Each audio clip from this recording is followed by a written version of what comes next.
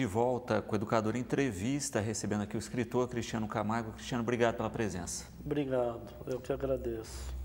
Bom, Cristiano é de Ribeirão, né, Cristiano? E você está aqui mostrando um livro a respeito de uma síndrome específica, né? Vamos falar um pouquinho a respeito dela. Tá certo. A síndrome de Asperger, ela faz parte do gradiente de progressões alternativas globais do desenvolvimento, certo? Ela se caracteriza pela pessoa ter um mundo interno de fantasia, né? E por um processo de amadurecimento específico, o processo de amadurecimento Asperger. E os indivíduos que têm o privilégio de ter essa síndrome, eles geralmente possuem uma grande criatividade e também uma grande capacidade de superação. São pessoas de índole bastante tranquila, calma, né? E bastante pacíficos, né? Essa síndrome, ela não envolve qualquer perigo para a sociedade, muito ao contrário, são pessoas que têm alto potencial de sucesso na vida, de capacidade de superação, sociabilização e profissionalmente também bastante sucesso. Você tem a síndrome, né? Você me falava que o diagnóstico dela com você foi tardio, né? Como é que foi essa questão do diagnóstico? Então, foi o seguinte, em 2004, o meu pai estava viajando para a Europa quando ele viu aquele livro, O Estranho Caso do Cachorro Morto, que era sobre um menino que era Asperger. E ele achou que o menino do livro era muito parecido comigo. Bom, então aí ele, quando voltou da Europa, ele me pediu para que eu lesse o livro. Na hora eu não me identifiquei muito com esse personagem, e aí ele me levou para um grande especialista em Asperger, que é o hoje falecido Dr. Marcos Mercadante. Ele era um dos maiores especialistas em Asperger do Brasil. E ele que me diagnosticou, né? Ele fez uma longa entrevista comigo, e depois da entrevista ele fez um exame em uma máquina, um computador, que o olhar autista ele é diferente do olhar neurotípico, que a gente chama de, as pessoas chamam entre aspas de normal, né? Na máquina, quando você olha para a tela, os neurotípicos, ou entre aspas normais, é registrado o olhar como se fosse uma linha reta. E nos autistas e Aspergers é como se fosse as ondas de um rádio, né? Para cima e para baixo, né? Não se fixa num ponto, né? E fez o exame e realmente mostrou que não se fixava em um ponto determinado. Perfeito. Aí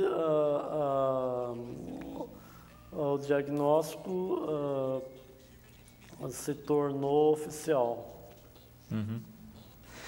E nesse sentido, né, a gente vê essa síndrome específica, ela é um tipo de autismo. É um tipo leve de autismo, porque assim, o autismo ele é um gradiente, ou seja, ele tem vários graus, né?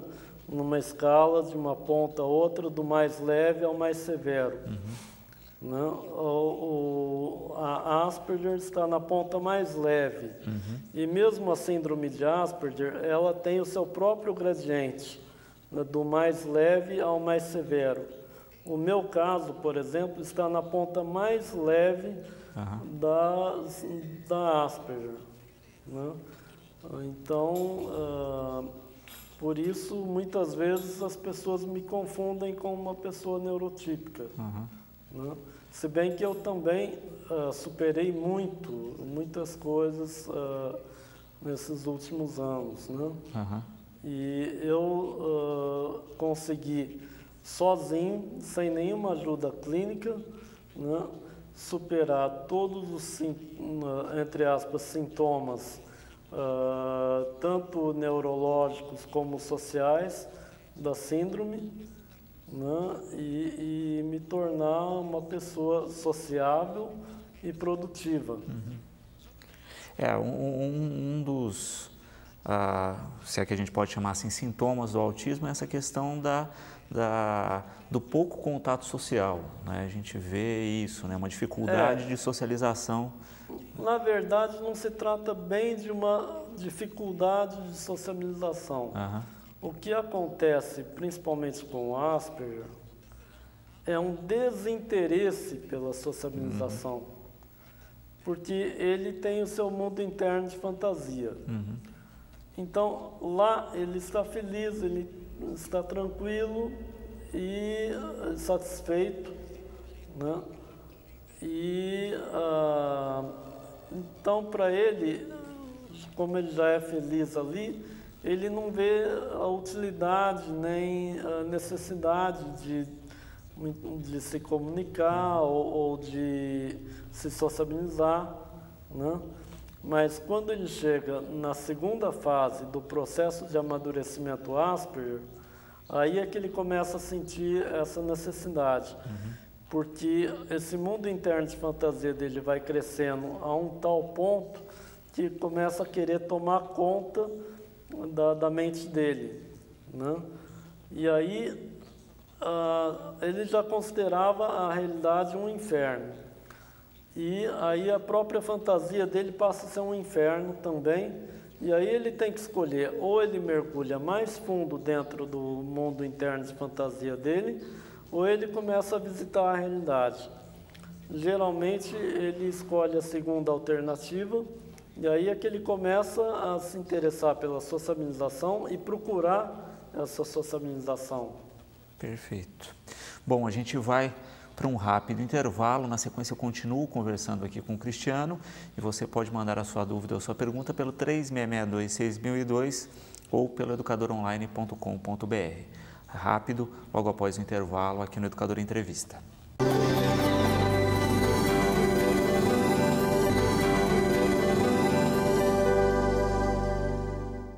De volta com o Educador Entrevista, terceiro bloco, aqui na companhia do escritor Cristiano Camargo, a gente falando um pouquinho a respeito da síndrome de Asperger.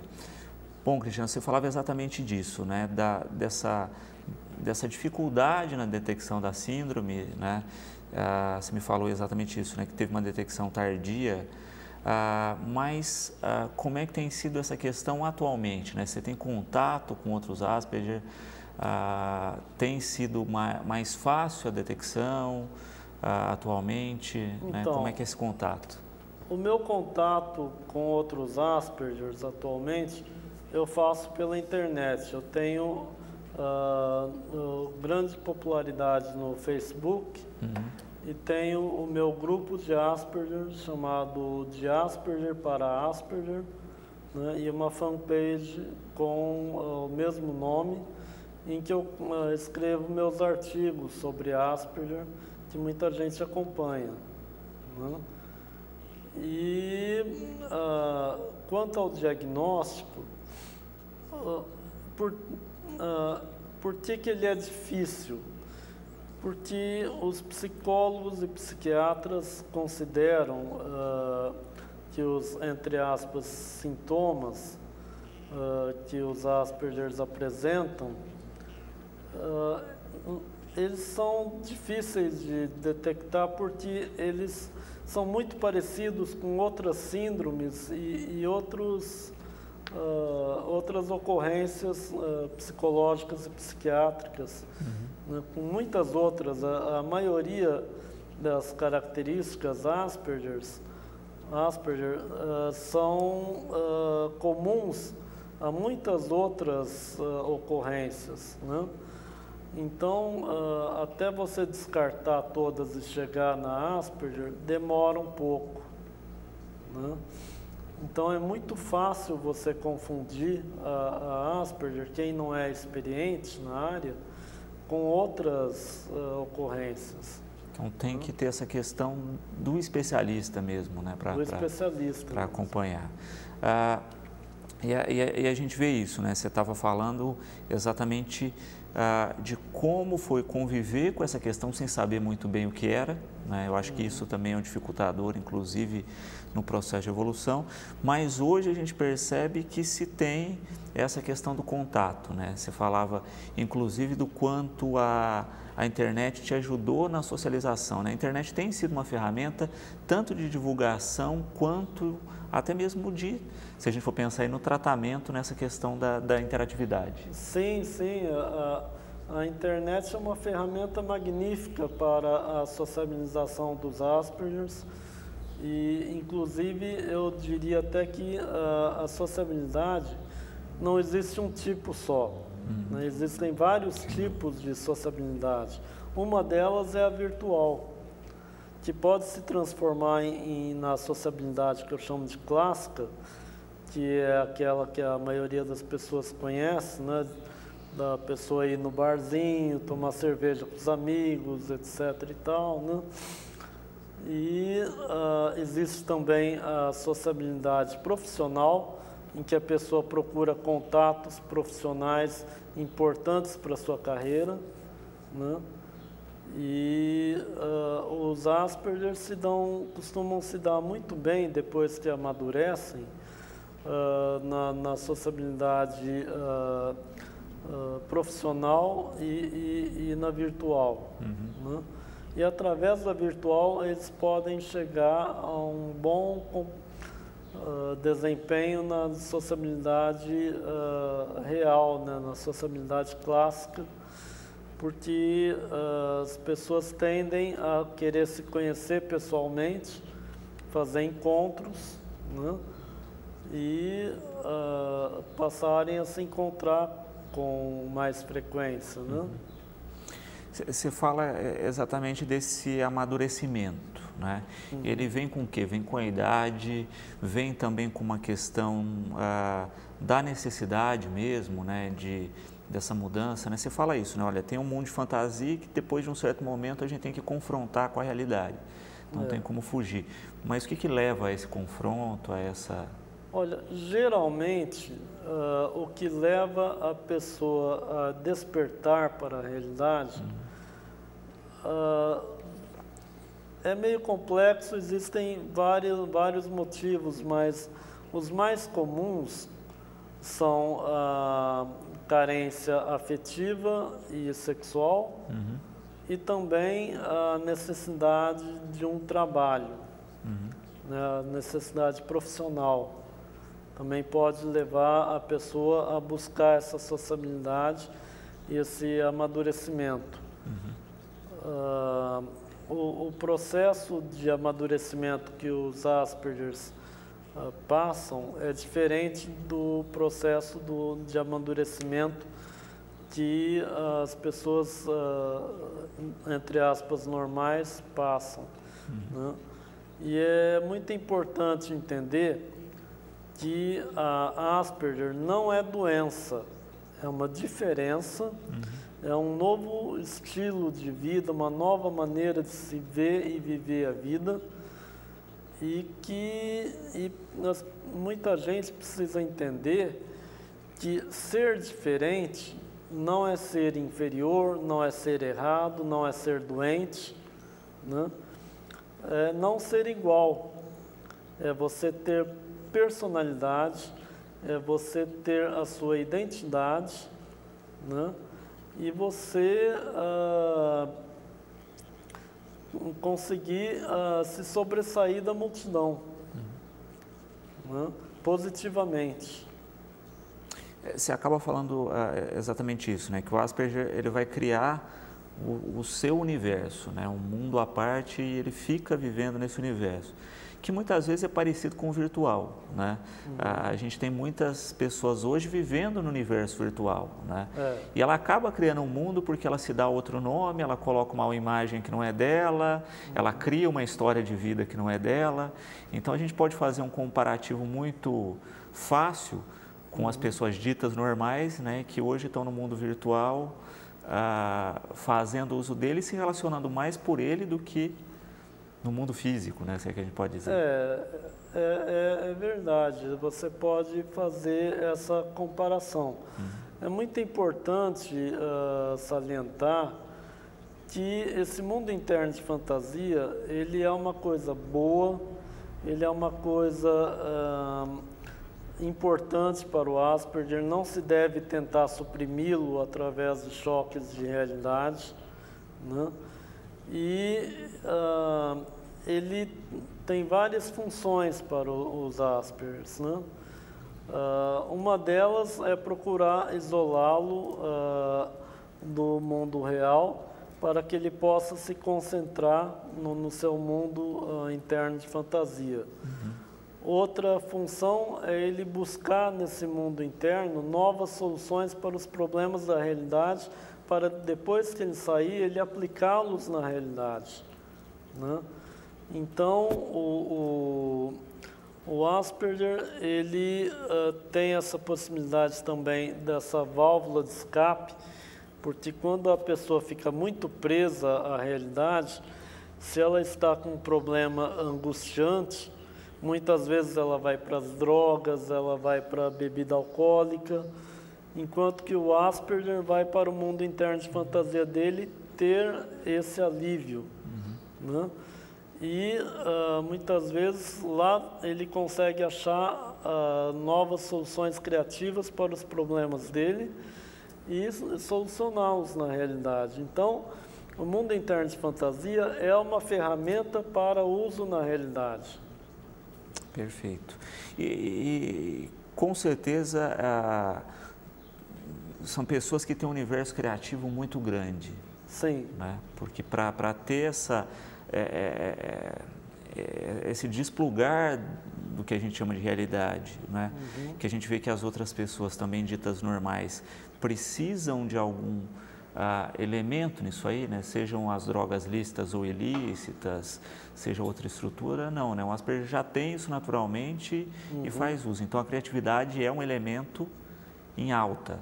Em alta. Os Aspergers costumam se dar muito bem profissionalmente em todas as profissões que envolvem criatividade. A gente pode dar como exemplo, por exemplo, a publicidade, né? A própria carreira literária, as artes, né? Geralmente os Aspergers costumam ter dois pendores principais. Ou eles vão para o campo artístico, né? Ou atividades mais relacionadas a esse campo, ou então eles vão para as ciências exatas, como a matemática, física, química. Que também exigem criatividade, né? As pessoas acham que Exatamente. não, mas você vai pensar na física teórica aí, ela é só criatividade. Os Aspergers têm uma grande capacidade de abstração, né? Eles criam mundos inteiros muito complexos, e a mente Asperger, ela funciona de uma maneira muito complexa, porque eles lidam com uma quantidade de informações na hora do raciocínio muito maior do que uma pessoa, entre aspas, normal, lida normalmente no seu dia a dia, né? Então, por isso que às vezes ele demora um pouco a falar, porque ele está construindo esse raciocínio sofisticado e complexo, porque ele quer analisar os assuntos de uma maneira global, de uma maneira holística, né? Por quê? Porque ele acha que se ele não explicar em detalhes em todos os aspectos, né, a pessoa não vai entender. Né? Então,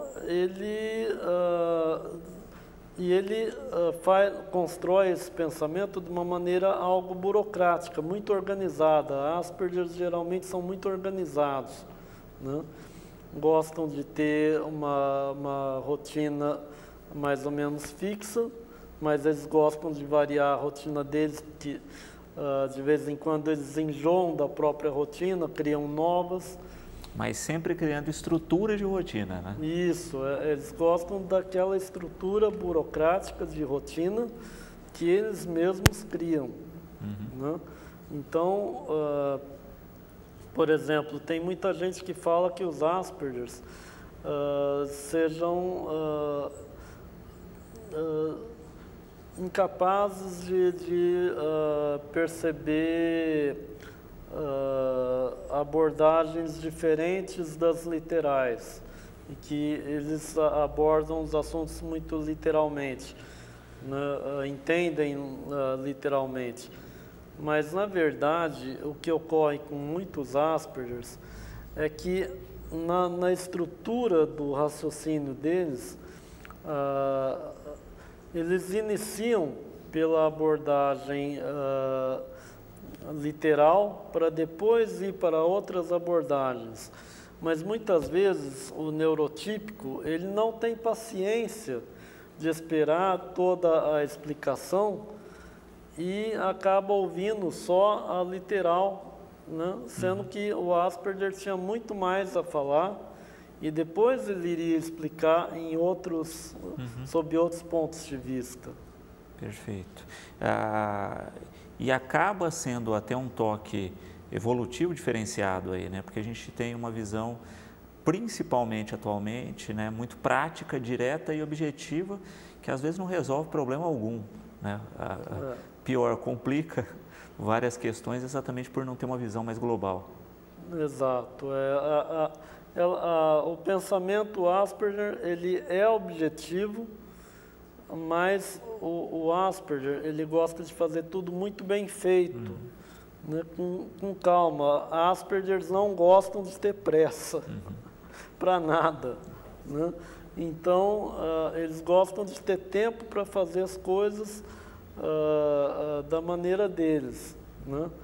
Então não é que sejam pouco práticos, né? Na verdade, eu diria que muitos neurotípicos é que são impacientes e muitas vezes não tem essa compreensão de que necessita desse tempo para a pessoa.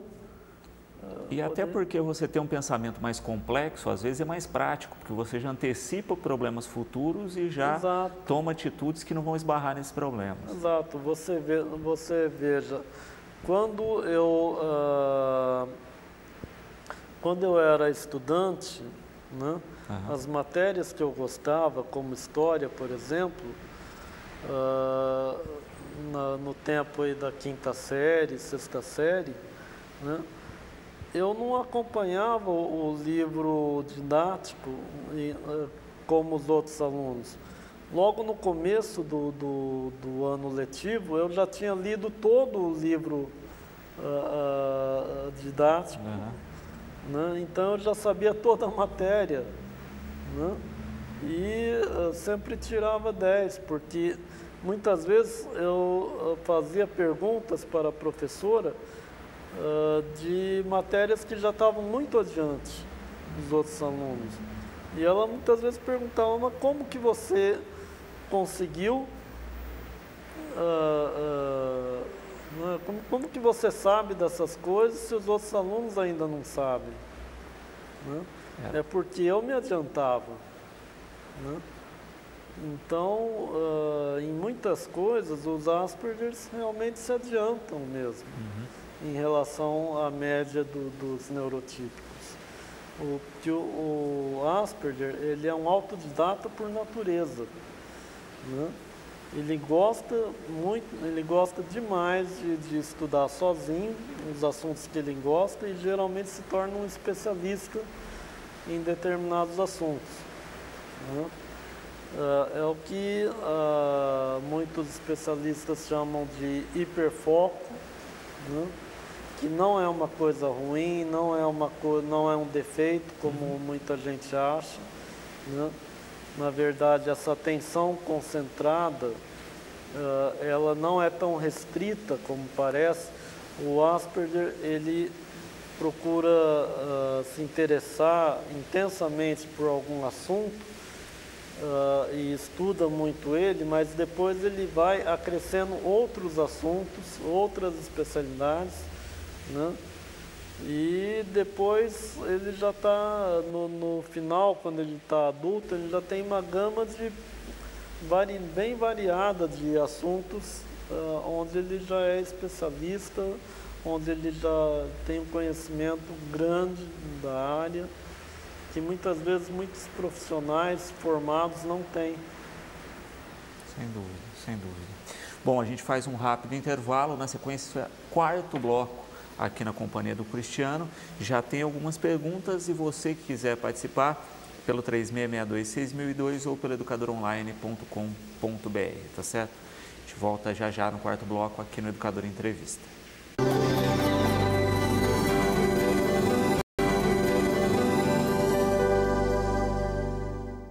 De volta ao Educador Entrevista, quarto bloco aqui na companhia do Cristiano Camargo. Cristiano, a Elisa, né, levanta dois pontos interessantes aqui, né? O primeiro, né, ela pergunta a respeito desse mundo que o Asperger cria. Nesse mundo existe interação? Vamos dizer assim, se cria personagens de relacionamento, existem pessoas nesse mundo, né, no sentido prático, assim? Sim, existem pessoas nesse mundo, existe essa interação. Normalmente, em um mundo interno de fantasia sadio, você tem geralmente um vilão e um herói, ou mais até. Muitas vezes são vários vilões e vários heróis que interagem entre si em histórias que o próprio Asperger cria. Como criador, ele é um pouco assim despótico, um pouco ditatorial, porque ele tem a capacidade da decisão de vida ou morte dos personagens e dita qual vai ser a personalidade de cada um deles. Então, o mundo interno de fantasia do Asperger se caracteriza principalmente pela previsibilidade. Todos os comportamentos de todos os personagens são amplamente previsíveis, né? E é justamente uma das grandes barreiras que o Asperger tem que vencer para a sua sociabilização é a imprevisibilidade humana, né? A imprevisibilidade humana assusta o Asperger porque ele está acostumado com um mundo onde tudo é previsível. Então, ele não sabe qual a reação que as pessoas vão ter. Por isso que, por exemplo, muitos Aspergers imaturos, principalmente crianças, demoram a falar ou não falam. Na verdade, muitas vezes a criança sabe falar, mas ela se auto-reprime, né? Porque ela tem medo da reação da outra pessoa, por mais amorosa e carinhosa que a outra pessoa seja, mas para o Asperger ela vai ser sempre imprevisível, né? Então, o que acontece muitas vezes? Se o Asperger passa por uma situação traumática, uma situação agressiva, hostil, né, ele pode ficar traumatizado, né, e pode se assustar e parar de falar, por exemplo. Volta para esse mundo barrando essa realidade aí que incomoda. Ele volta para o mundo interno de fantasia dele, onde tudo é previsível e seguro. Né? Porque quando ele está na realidade, o Asperger imagina